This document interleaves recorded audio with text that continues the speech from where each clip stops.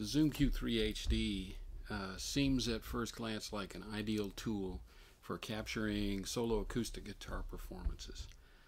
The problem comes in for most of us because the framing distance, when we want to see a picture of the whole guitar and maybe our head, both our hands, the camera's a little bit farther away than it needs to be for optimal sound.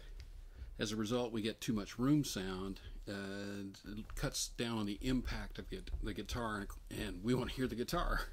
Ideally, we'd use some kind of a wide-angle lens to improve this situation, but the Zoom Q3HD doesn't have replaceable lenses. It's a little plastic lens camera, basically the same as a cell phone camera.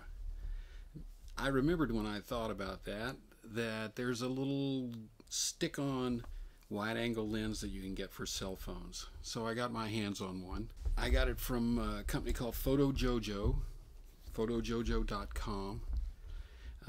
There are also things like it available on eBay, and I'm sure other places as well.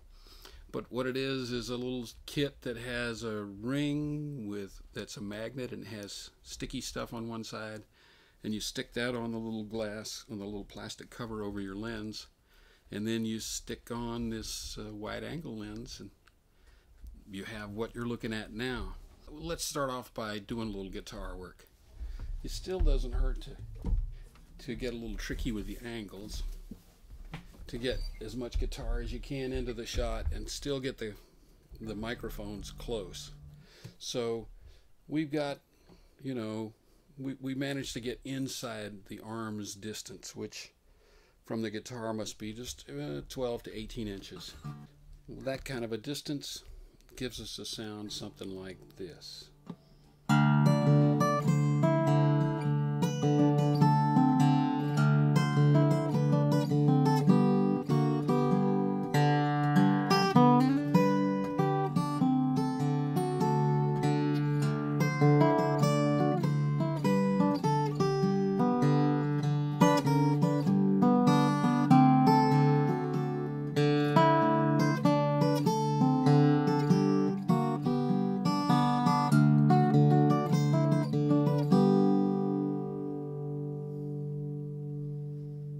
Hopefully that came out okay.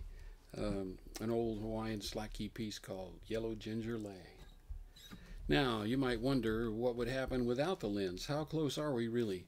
So if I just take the little lens off, pop it off of its little magnet attachment, that's the image that the Q3HD would see at this distance. The other thing you might notice when I took the lens off is the picture got brighter. I'm not sure how fast the Q3HD corrects for that, but this little lens, which only costs 20 bucks, is worth what it cost. It's not a miracle of optics. It cuts down on the light that gets through, and it also has some various kinds of distortion, as well as what's known as vignetting. I'm going to put the lens back on. It just sticks on with this little magnet that you glue to your camera.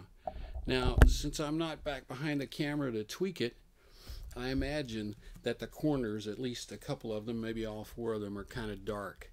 This is called vignetting, and it happens when the lens doesn't match the sensor properly. And we're just using something that we got off the internet, after all, so we're not surprised that it doesn't work perfectly. But the vignetting goes away when we take the lens off. Notice also that the picture gets brighter, or the picture gets more clear. Perhaps the camera compensates for the lack of light when this lens is on by raising the ISO, by raising the gain, the digital sensitivity, but that usually results in an uglier picture. So usually things will look better, either brighter or clearer or both, with the lens off. They'll just be too close. We want them farther away. Well, I'm not sure if this is really going to be a solution that I'm going to use a lot. I'm not sure if it's a good solution for you.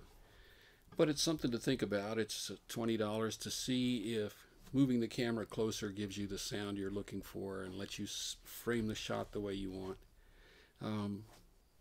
or perhaps the issues with the vignetting and the image quality and the kind of wookiness of gluing a magnet to your camera would cause you to pass on this unit. Anyway, I hope you found the information useful.